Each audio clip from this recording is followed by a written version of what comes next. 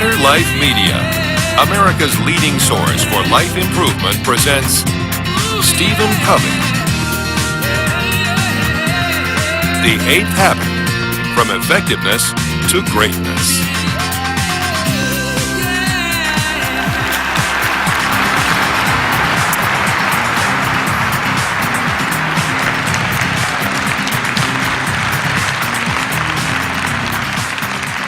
It was a dark and stormy night. Captain, wake up. Oh, what is it? Sorry to waken you, sir, but we have a serious problem. Well, what is it? There's a ship in our sea lane about 20 miles away, and they refuse to move. Tell them to move. Sir, we have. They won't move. I'll tell them. Signal goes out. Move starboard 20 degrees at once.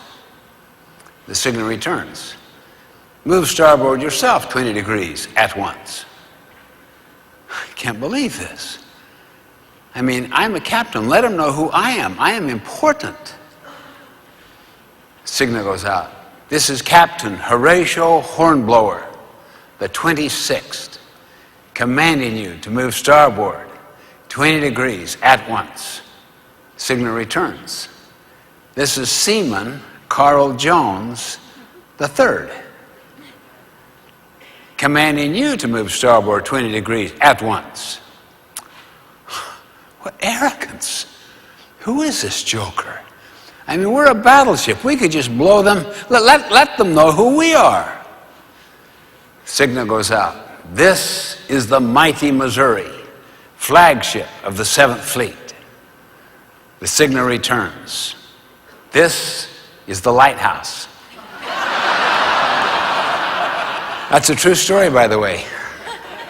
It's found in the Naval Proceedings Manual, where they literally interpreted a lighthouse to be a ship. But I like the story because it helps me introduce this subject, that there are laws of nature or lighthouse principles that govern life. We think we govern it. We may let our values govern our behavior, but the consequences of that behavior is governed by those lighthouse principles. One of which is that there are 4 parts to our nature: our body, our mind, our heart, and our spirit. And that all 4 parts represent 4 capabilities, 4 needs, 4 intelligences, 4 dimensions that need to be honored and respected and integrated and put into a synergistic whole. In doing so, it can help a person find his or her voice and also inspire others to find his or her voice. Voice is when your talent and your passion, you know, what you're good at and what you love doing, overlaps what the world needs. What can drive your economic engine? Or if you're in a not-for-profit, what adds value? What contributes? As driven by conscience, body, mind, heart, and spirit. All 4 integrated together. Now, we need to look at what is it that enables us to discover, to find our voice. But let me tell you 5 things that do not. These are what I call the 5 metastasizing emotional cancers. And if you get involved in these 5 things, I will guarantee you it will create such static and such compartmentalization inside your nature. you will never really find your voice. The attitude and spirit of criticism, of comparing, of complaining, of competing for a sense of your own worth, and of contending. That is a mean spirit kind of argument, kind of a contention. These are 5 metastasizing cancers. Criticizing, complaining, comparing, competing, not in a basketball game or in a marketplace, but competing for a sense of personal worth, and then contending. The spirit of contention. Now, if you want to see how serious this problem is, watch the raise of hands right here in this group of many, many hundreds of people. Think carefully about this question. How many seriously believe that the vast majority of the workforce in your organizations possess more talent, more capability, more creativity, etc., than their present jobs require or even allow them to use? How many agree? Now look around. Look around. That's literally almost every hand. And the finding that we have all around the world, a profound alienation, disempowerment of the workforce in organizations. People have not found their voice. There is no passion, which necessitates external motivation, supervision, psych up, hovering over, check up. The whole panoply of techniques used by the industrial age. Now, how many also feel a lot of pressure to produce more for less? Look, same hands. Now just put those questions side by side. I mean, just look at those 2 questions. Here's all this capability, this talent, this capacity, and this tremendous need to produce, and we can't even use it.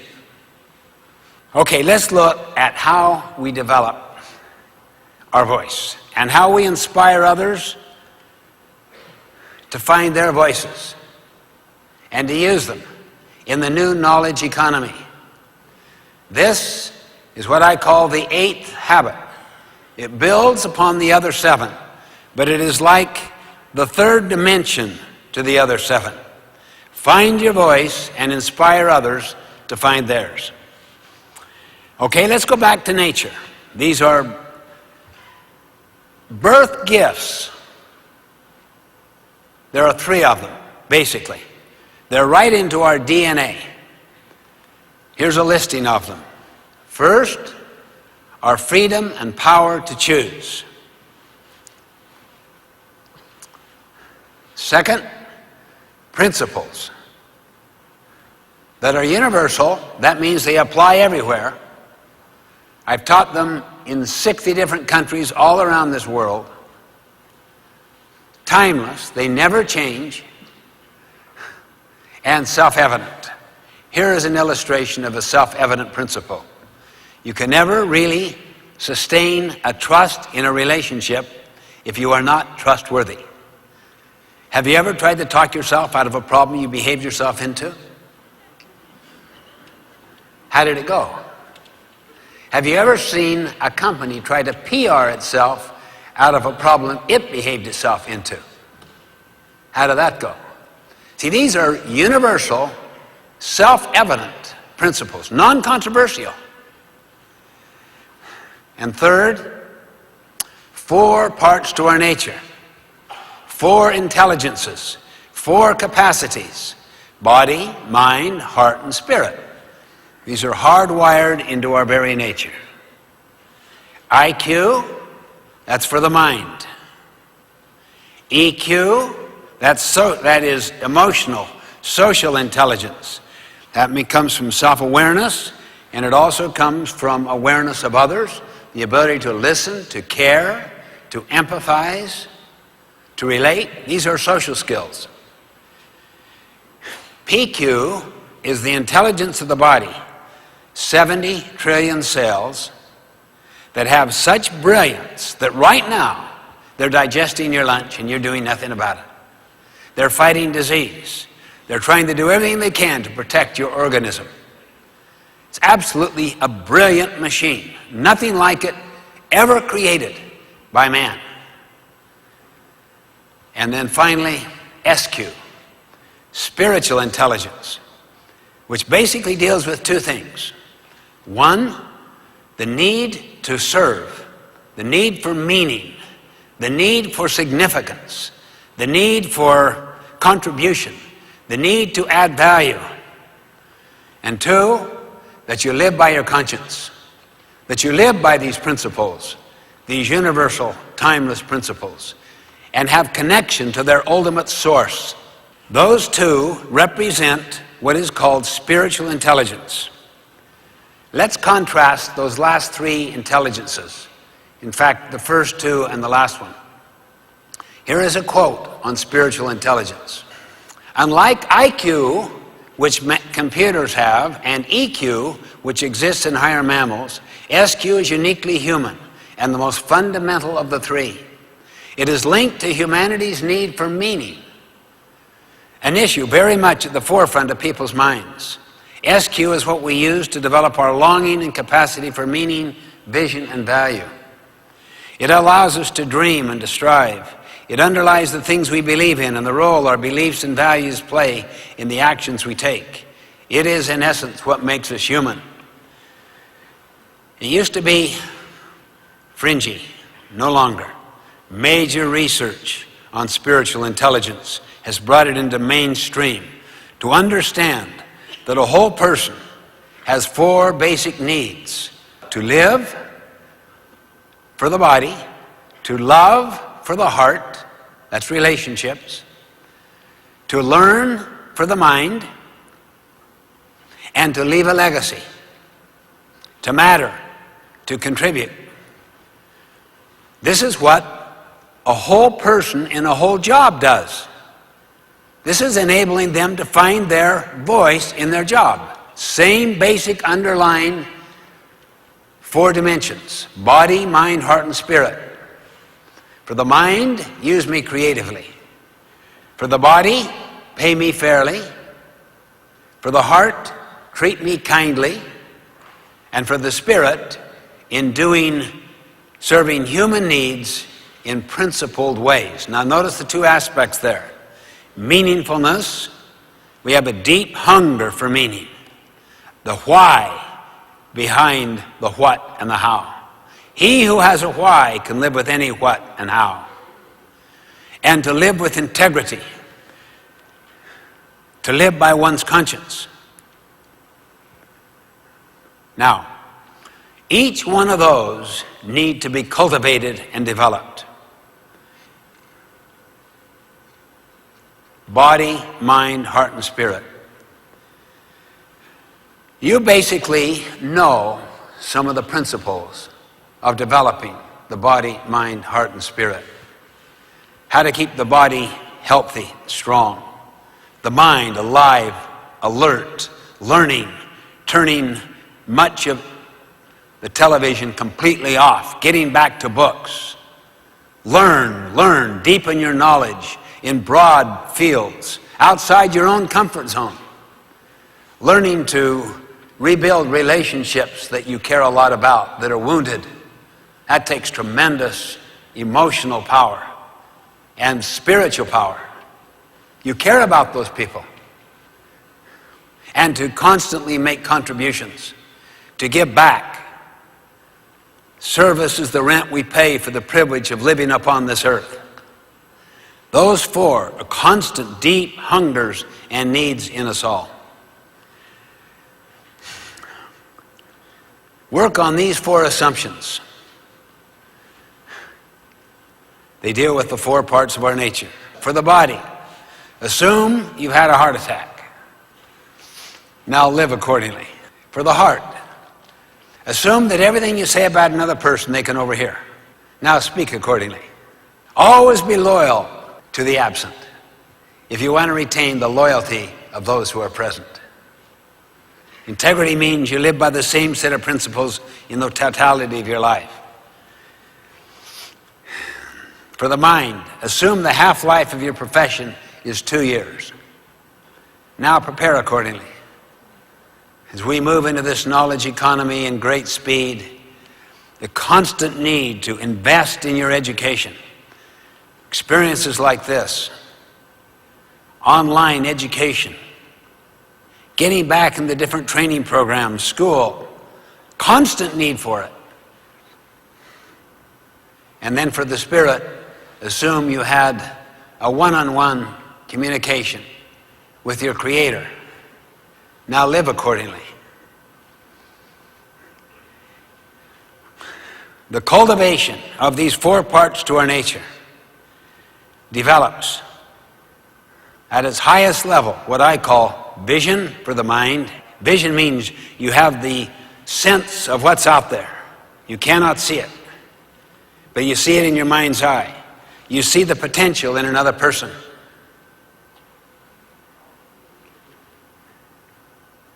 I mean, think on this. How many of you have achieved the level of success you've achieved partly because, or even largely because, someone believed in you when you didn't believe in yourself? Now look at the hands. Look at the hands. That's like half the group. If we were to ask those people to respond,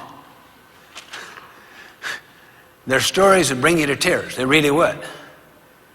These are people who others helped find their voice by affirming their worth and potential when they did not believe in themselves. Vision, discipline, the power to subordinate what you want now to what you want eventually. I mean, no one on their deathbed ever wished they spent more time at the office or watching television. I've studied the deathbed research. It's all about families, loved ones, contribution, and the contribution that they are making. Even Abraham Maslow transcended his own need hierarchy theory on his deathbed, saying self-actualization is not where it's at. It's self-transcendence. It's what my kids are about, and their kids.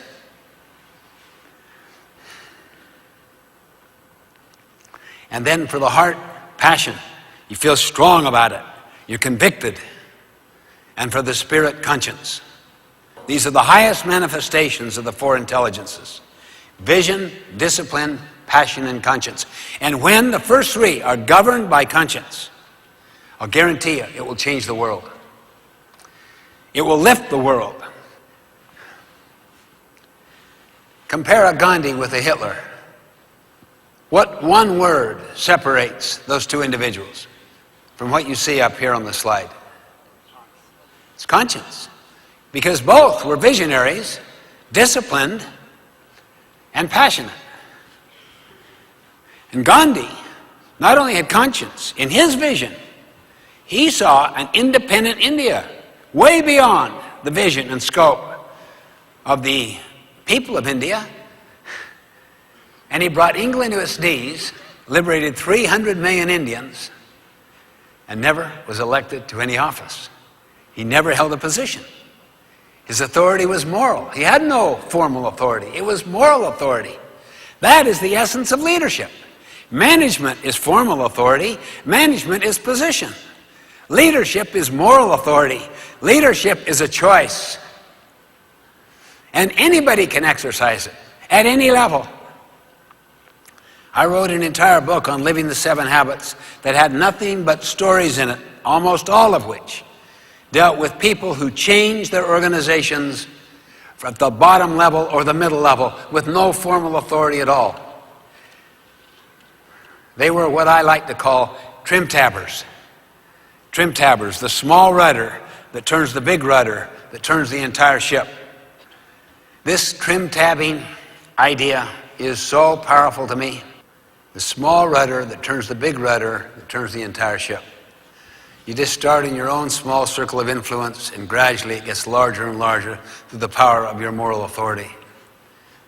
And it can impact the entire ship. It's a threatening idea, though, because it means we are responsible. We do have the freedom and power to choose our response in any given set of circumstances. And it causes us to be very creative, because we're not fearful of risks. We're not running scared of people's opinions. We don't grow up with a comparison-based identity where our sense of worth comes from how well we stack up to others. It comes from our integrity to our conscience and to principles that are deeply embedded within us. And it gives an internal source of security. So you're no longer dependent upon opinion or position or address or status or fashion. It's enormously emancipating and free to then give yourself and to make a difference, to become a trim-tabber. Let's look at the question, why is this 8th habit so relevant today?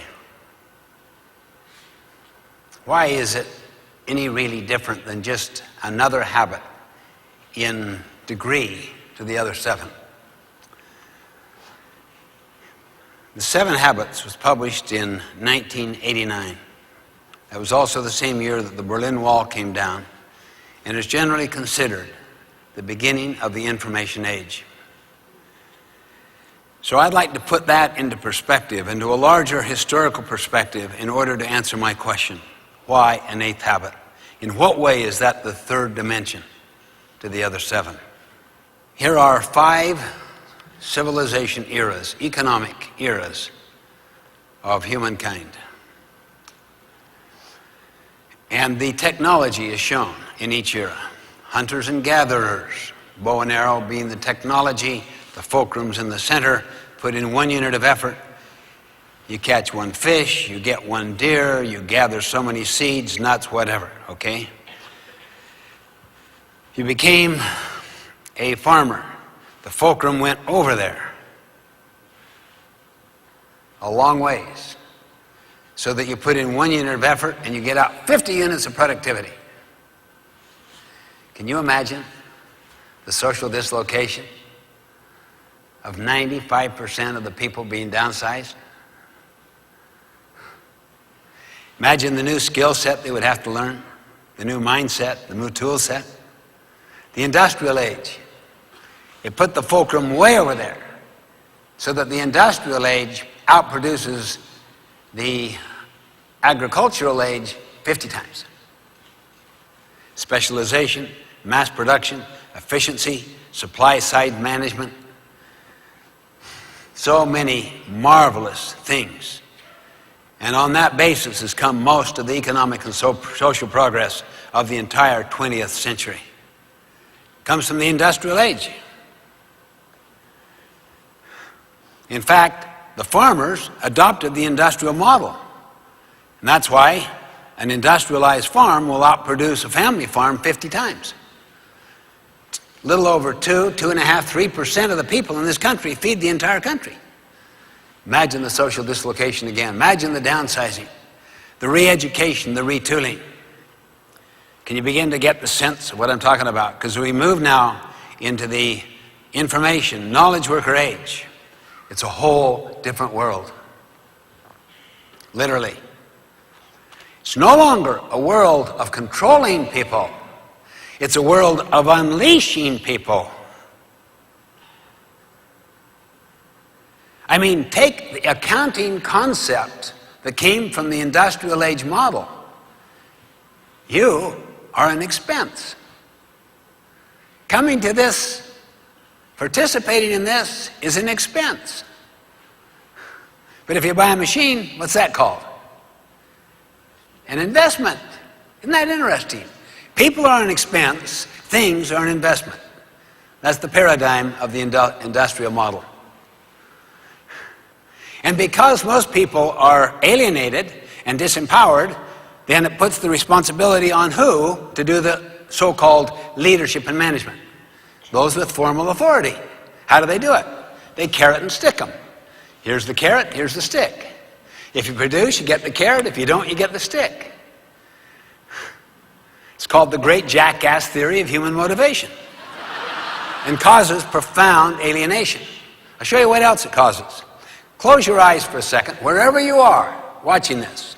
Point, close your eyes, but don't peek. Point north, don't peek. Okay, now open your eyes and look around and see where people are pointing. I mean, look, literally. That way, this way, straight up, that way, this way. I mean, just look at the people right around you. Do you want to have the same exact experience? Try it. Go to any group, any department in your organization that you work with. Or go to the top executive team. Just walk in and say, what's the number one high priority goal? And just see what they say. What's the number one? Write them down. I'll guarantee it'll be just like pointing north. Well, if that is the case, and a person's purpose and value system and their priority goals drive every other decision, is there any wonder there is such profound misalignment? Just watch the difference as you go into any business, whether they're into the industrial age model or the knowledge worker age model. I'll guarantee you, it will be so vast. The one is so superior over the other. This is a little film we put together to communicate some of this data. We just did this in a soccer field just behind my home. These are some of our employees. It's called Goal.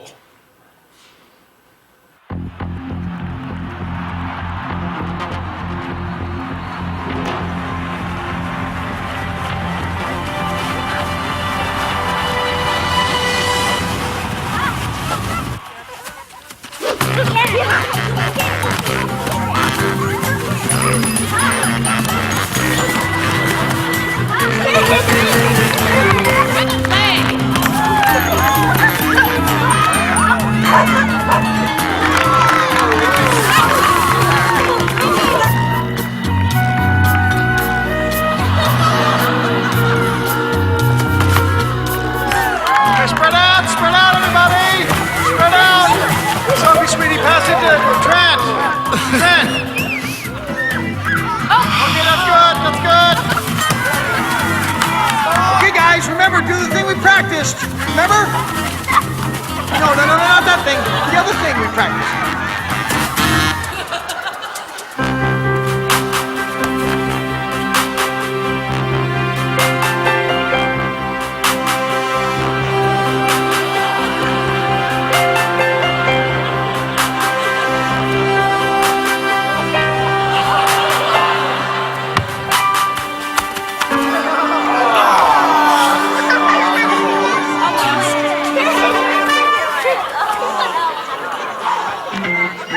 Time out! Time out! Everybody, come in! Come in now, everybody! Treats! I got treats! There we go. Okay, so here's what we're gonna do, all right? Andy, I want you out on the wing. Trent, I want you to fake the pass to Andy and push the ball up the field, and then pass the ball to your forwards who are Sophie and Chris. Sophie, I want you to hold the ball and draw the defense out to you, all right? Then I want you to float a lob pass all the way over the defense to Chris. Chris, you take it in for the score, just like we did in practice. Everybody got it?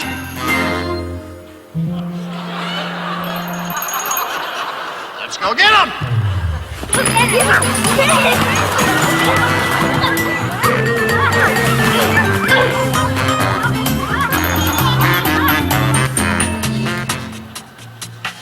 Do you see any similarities between Saturday morning soccer and Monday morning at the office? I mean, think about it. Too often, teams and organizations are unclear about the goals their top priorities really are. Coaches and players are simply not on the same page. What you get is everyone just kind of running around in all directions instead of working together toward the same goal. The inability to take high-level goals and strategies of an organization and then to translate those into action is a major problem in most organizations.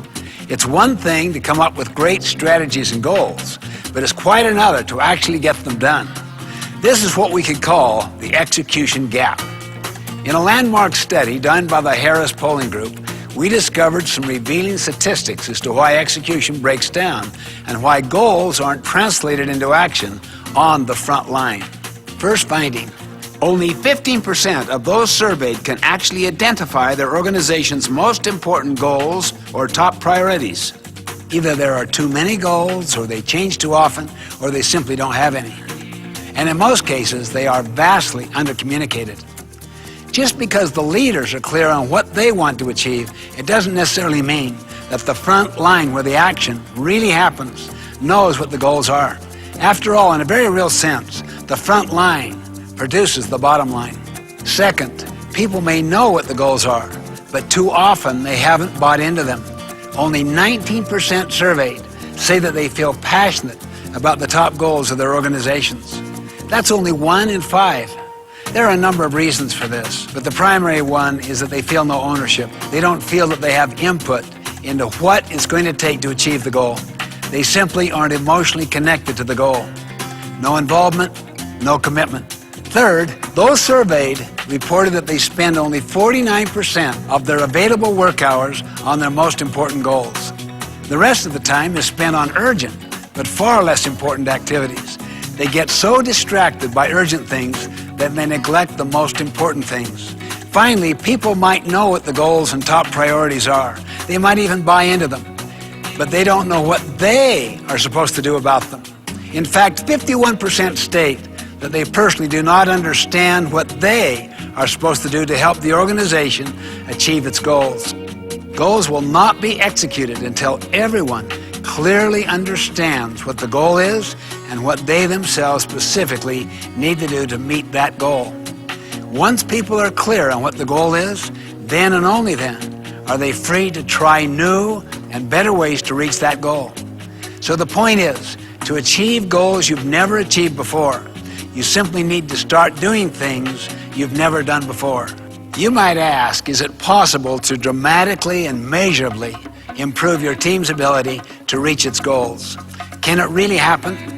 My answer is absolutely. Just imagine the impact when everyone on the team is crystal clear about what the goals are. Imagine the energy and creativity that would be unleashed when everyone in the organization is committed and involved in achieving the goals. Consider the economic impact when everyone on the team is spending the majority of their time on top priorities. Just think what can be accomplished when every player on the team knows exactly what to do. The possibilities, my friends, are limitless.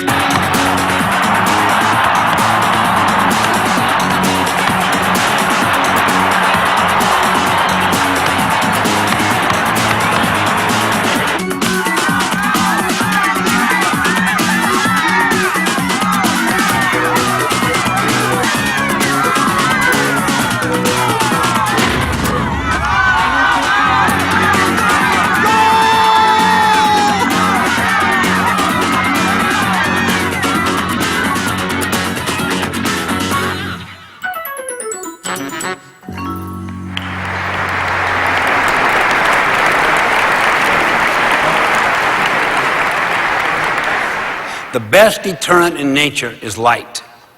The best deterrent in organizational life is real-time information that is given to everybody. And that's what the new technology enables us to do. And you can literally clean a culture to where you get the 5th level, which is the principle level. That's illustrated by the compass. That's the age of wisdom, to bring principles that come from all of these different ages. Now, this is called the Indian talking stick. It was given to me by Indian chiefs after training them for several days. They run Indian nations in North America, the States and Canada. They even gave me my name, Bald Eagle. It's authentic, specially carved, beautiful. But you could use a pencil, you could use a spoon, a conch, anything. The whole idea of it, and they taught this to the founding fathers, most powerful communication idea and technique I have ever found, ever. How many are frequently in meetings where you can just feel the hidden agendas operating? How would you like to break that down fast? How would you like to heal divisions in your own family? Two kids that are quarreling with each other. Just do this. You just go up and you say to the other person, you've got the talking stick. I can't say anything. Maybe I can ask a question to see if I do understand your point, but I can't make my point. I can't agree. I can't disagree. All I can do is communicate until you feel understood. As soon as you feel understood on your point, then you pass the talking stick or pencil or whatever to me. Now it is my turn. And you are quiet and you listen with empathy until I feel understood. As soon as I feel understood, I pass it back to you. Until you feel understood, then you pass it back to me. Now what happens is literally it transforms defensive, negative energy into creative, transforming energy. Here's why. When you really listen to another in depth until they feel understood, you are communicating their worth, their potential. You are affirming them. It is so therapeutic, so healing, that they cannot fight you. And they gradually become more and more open. Try it tonight with your loved one. You see two kids fighting? Just walk up to the smaller one and say, honey, you've got the pencil. No one can talk until you feel understood. And then, as soon as you feel understood, and we make your point to your satisfaction, then you pass it to your older sister or brother. Just try it. You think it takes time? It will save so much time. And in your meetings that you go to, basically you say, let's agree to the simple ground rule that no one can make their point until they restate the other person's point to his or her satisfaction. You see, what this does, it enables you to co-mission. So as you're listening to people back and forth, we come up with a we solution. Do you know that the Iroquois Foundation, or Federation of Indians, taught this to the founding fathers of our country? I am absolutely convinced that impacted what took place in the miracle in Philadelphia and in the creation of this magnificent country with 4.5% of the world's population producing about 30% of the world's goods. There's nothing like it in the history. Because of the institutionalization of these principles inside the Constitution. Now,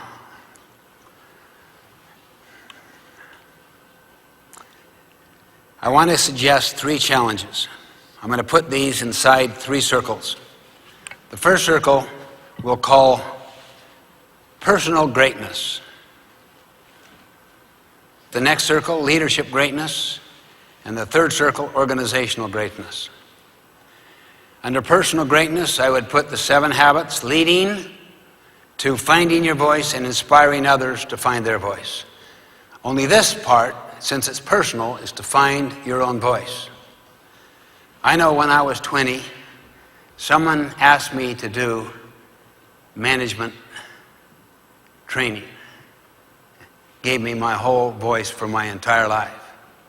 I was planning to go into a family business, and I had geared myself to it, but I found such a passion in the other direction.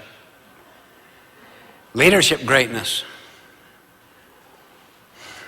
Modeling the 7 habits leading to the 8th habit of inspiring others to find their voice, affirming them. Leadership is basically communicating people's worth and potential so clearly they come to see it in themselves. Under organizational greatness, mission, vision, values.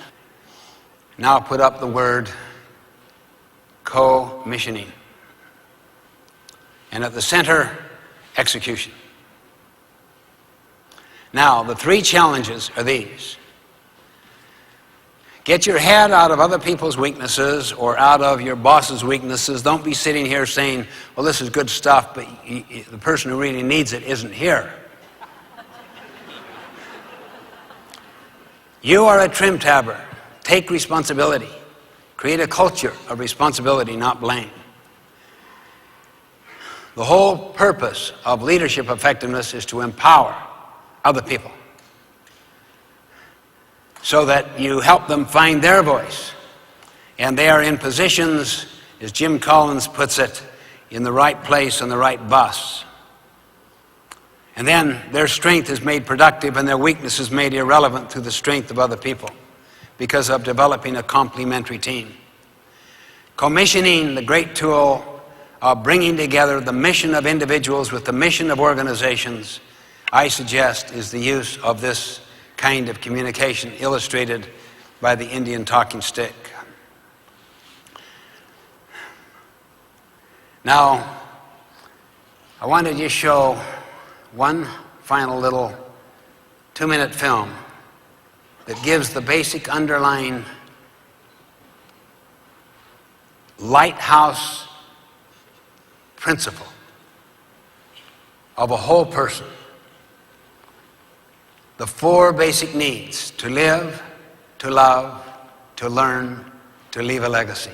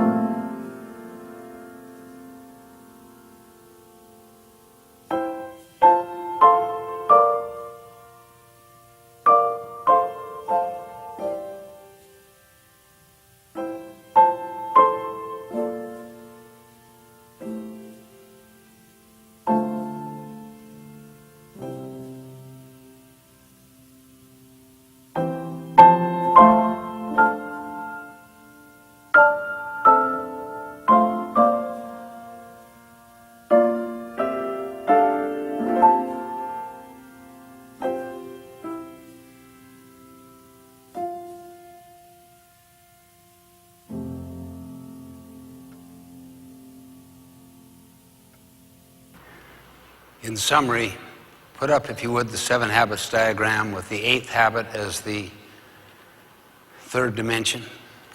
Find your voice and inspire others to find theirs.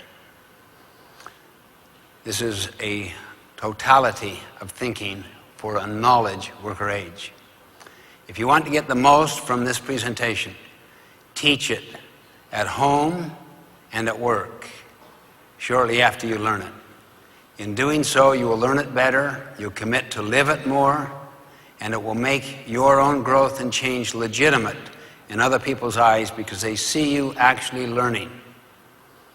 And remember also the 3 challenges: trim tab, empower, commission.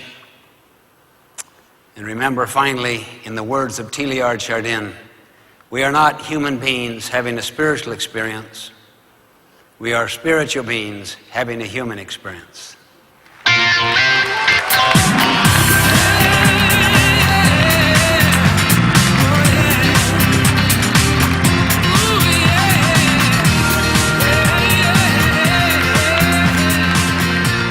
hope you have enjoyed this special presentation of Stephen Covey's The Eighth Habit, From Effectiveness to Greatness. For a copy of this program or any of Better Life Media's programs, visit our website at www.betterlifemedia.com. At betterlifemedia.com, you'll find all types of valuable life improvement information.